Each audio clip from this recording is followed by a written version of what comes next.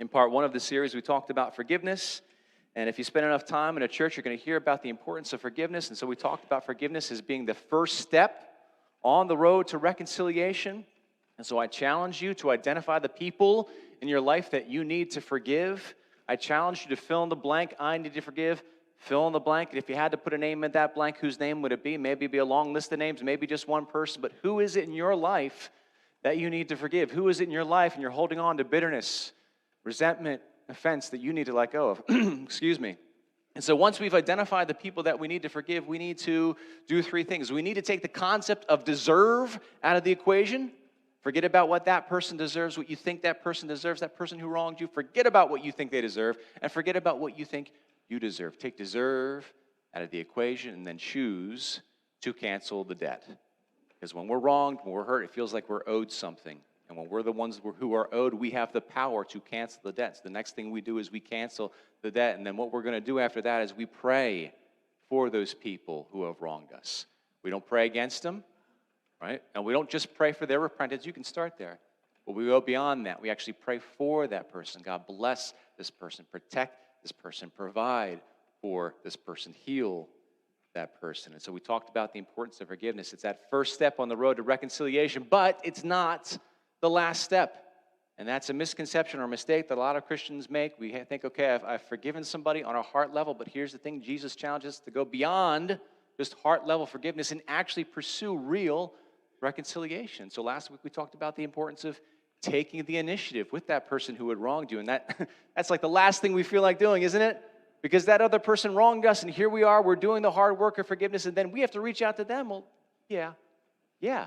If we're going to follow the teaching of Jesus and the example of Jesus, then we reach out to that person. We are the ones that take the initiative. Last week, I asked you to do something very weird, something I've never asked you to do before, which was wait.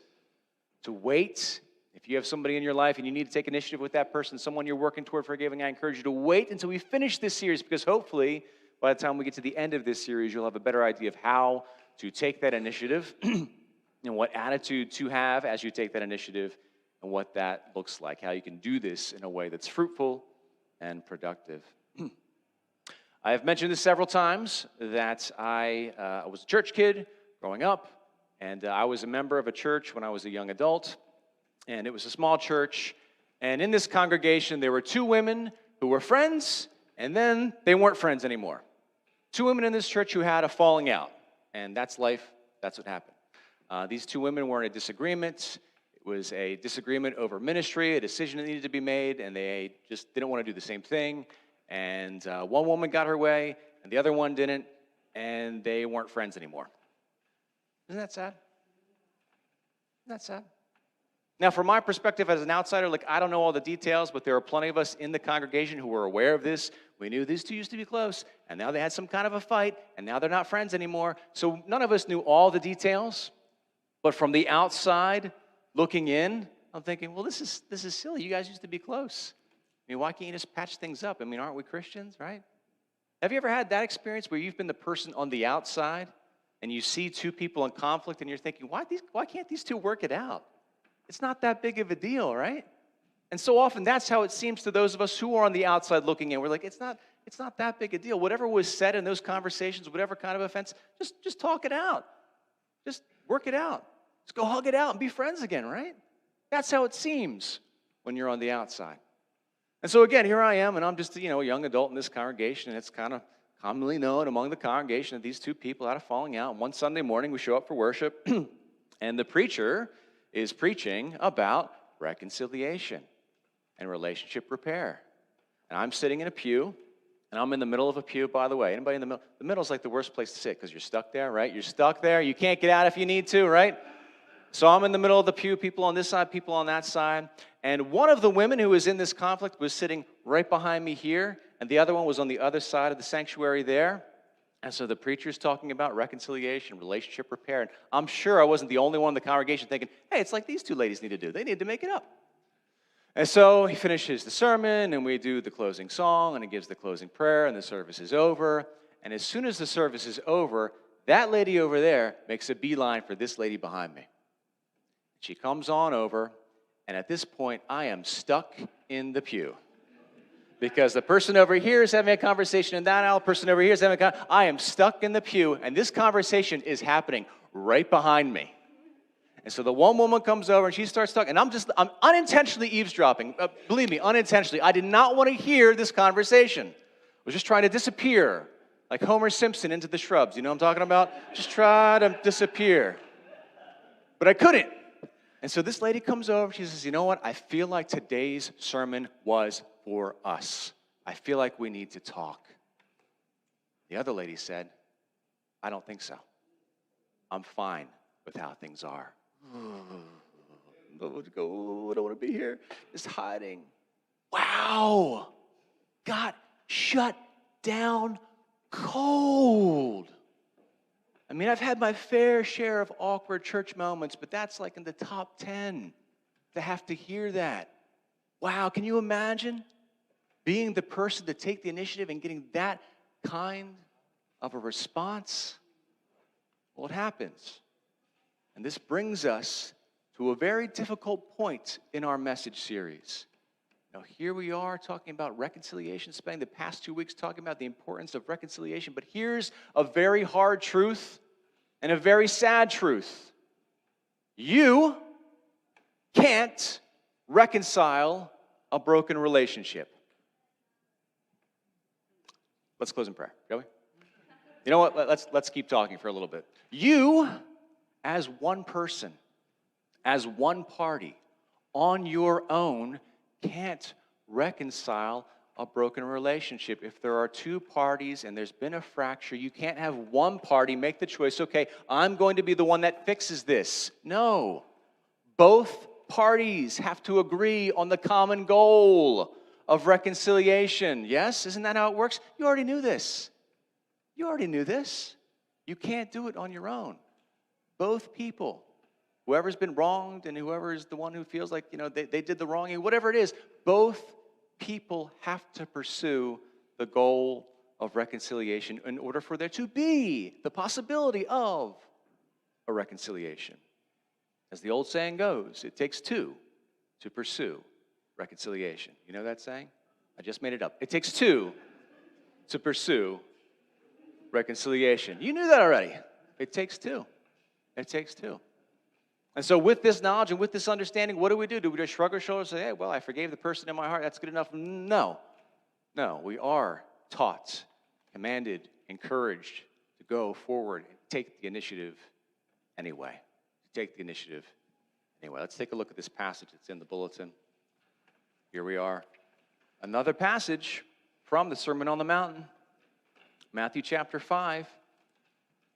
This is a time where Jesus is teaching, and I love the Sermon on the Mount. Again, if you've been with us at Hope, long enough, you've heard me preach from the Sermon on the Mount so many times because it's just so practical what Jesus teaches here.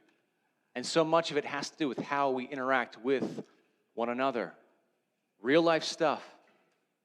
He says, therefore, if you are offering your gift at the altar, and there remember that your brother or sister has something against you, leave your gift there in front of the altar. First go and be reconciled to them. And then come back. And then come and offer your gift. So much in that statement there. So much to unpack in that sentence there. We think about, it's tough for us, those of us who are modern day followers of Jesus, it's tough for us to put us in that setting of the first century of people listening to these messages. We think about bringing a gift to the altar. We don't really have an altar here in this sanctuary, but you do have this fun little black box where you can bring your offering and bring your little gift, right? And we think about how easy that is for us, yes? Drop it off on your way in, drop it off on your way out. During the offering song, just bloop, there it is. That's easy to do, right? You're here anyway, drop in your gift. See, Jesus was speaking to a different audience of people. God had commanded the Israelites, commanded the Jews to observe these holidays, observe these different times where they were to bring sacrifices to the Lord or sometimes bring a gift before the Lord. And it was a big deal.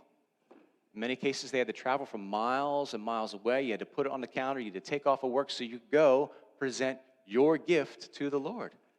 And so Jesus is saying, if you're in this situation and you've spent all this time and you've taken off work and you've, loaded up your donkey and you're making your way to Jerusalem, and if you're there to present your gift and you're standing in line, because by the way, there'd be a line sometimes. If you're standing in line waiting for that opportunity to give your gift, and while you're standing in line, you remember, wait a minute, a brother or a sister, one of your fellow human beings, has something against you. If you remember that in that moment, stop what you're doing, put your gift down. Hey, can you watch this for me? Can you hold my place in line? And then go. Go and have a conversation. Go and, like we talked about last week, take the initiative. See what you can do to make things right. Go and be reconciled. And then Jesus says, in verse 25, settle matters quickly with your adversary who's taking you to court. Do it while you are still together on the way, or your adversary may hand you over to the judge may hand you over to the officer, and you may be thrown into prison. And so he paints this picture for us of, you don't know how things are going to work out. Maybe you're the one who's been wronged. Maybe you're the one who did the wrong-ing. You don't know how this is going to work out. If somebody has something against you and they take you to court, even if you're completely innocent, you don't know how the judge is going to rule. You don't know if he's going to rule in your favor. You don't know if there's going to be justice. But the big point here is simply, there is a limited amount of time to make things right. There is going to be a point where it's too late to do what you can do to reconcile a broken relationship. Time. We all know. We all know we have a limited number of days on this earth, don't we? I'm sorry, am I the first person to tell you that? You're going to die one day? Like, we all know this. But we don't live as if we understand this. So often we live as if we have, well, I've got lots of time. Oh, I'm going to have that conversation. But I have lots of time to have that conversation. No, we don't know. There's going to be a point in time where it's too late to have that conversation, where it's too late to reconcile. I mentioned that in this series is all based on Andy Stanley's message series called Reassembly Required. You can listen to that original content if so desired. But in that message series, Andy points out the fact, and I call him Andy, by the way. Andy points out the fact that since you can't pursue reconciliation on your own, we need to change our goal. And what Andy says, I think, is just so practical, makes so much sense. We need to change our goal. So if we're in a situation where we've been wronged, and we're doing this thing, and we're trying to forgive, and we're trying to figure out how to take the initiative, here's what we need to do. We need to adjust our goal. Instead of making the goal, I'm going to reconcile this because we know we're limited. Instead, we need to make the goal, no regrets. No regrets. I'm going to make sure that I have done what's within my power to do while I still can. That becomes the goal, no regrets. Taking the initiative, yes, like we talked about last week, but knowing our limits. You don't know what you're going to get from that other person. By the way, you really don't know. You might think, okay, I'm going to approach this person, they're going to shut me down cold. You may be right about that. You just don't know. What our job becomes as individuals is figuring out, okay, as far as it depends on me, what do I need to say? What do I need to communicate? What do I need to do while I can still do it? I am limited, but within my power, within my control, what can I do? Because one day I'm going to be dead. One day I'm going to die. One day the person I'm in conflict with, they're going to die too. And so before that day comes, what is it that I need to say? What is it that I need to do? The goal becomes no regrets. No regrets. Now, when you do this, when you pursue reconciliation as one party, as you take the initiative as one party, as you do this thing and say, okay, no regrets, you might find yourself restoring that broken relationship. That other party might be willing to pursue that goal of reconciliation with you, or they might not be. But at least you can say, I've done my part. As far as it depends on me, I've done my part. What does that look like for you? You're thinking about these people that you need to forgive, right? And maybe you spent the last couple of weeks thinking, well, I'm not really going to think about that person because I shouldn't be offended by what they did. But you know what? Just be real with yourself. If you're hurt over what somebody else did, just acknowledge it. Don't pretend you're not hurt. Acknowledge you're hurt by this person. Acknowledge you need to forgive this person. Think about how you need to reach out to this person. And make your goal, when you take that initiative, make your goal, no regrets. I just need to try. I just need to say what I'm going to say. I just need to get this out in the open while I still have breath in my lungs. Before I die, before you die, this is what needs to be said. That's the goal. No regrets. What does that look like for you? Yeah, over the years, I've become a big fan of letter writing. I just need to get this down. No regrets. There's somebody in your life. Now, you're thinking about that person now. Somebody in your life is like, man, if I die before I say this, if that person dies before I say this, man, I'm going to regret it. No regrets. That's the goal. Part of the territory when you become a pastor, part of the job is to do funerals, right? Not my favorite thing to do, but some funerals are worse than others. And since I've been a pastor, I have had to do 2 funerals in particular that were awful because there were people in that room that had regrets. I wish I would have said. I wish I would have said. I wish I would have reached out. I wish I could have made things right. You know, it's my job as the pastor in that moment to console those people. Oh, I wish I would have done this, but like, what can I do? It's too late. You know, I don't say that, but what else can I say? Like, okay, well, pray about it. I don't know. It's too late. There is a point where it will be too late. So here's what you need to do. Reorient your mind. Don't make the goal, okay, I'm going to reconcile this on my own. No, know where you are limited. And then make sure you have no regrets. Do that little internal test. If that person dies today, am I going to be okay or am I going to wish that? Oh, you don't want to have those. I wish that. You don't want to have those in your heart. So, here's what we need to do. We are going to do, this might sound like a weird thing. You can write this down if it helps. We are going to do what we can do while we can still do it. We're going to do what we can do while we can still do it. We will do what's within our power to do to initiate reconciliation before it's too late. We will acknowledge that there are limits.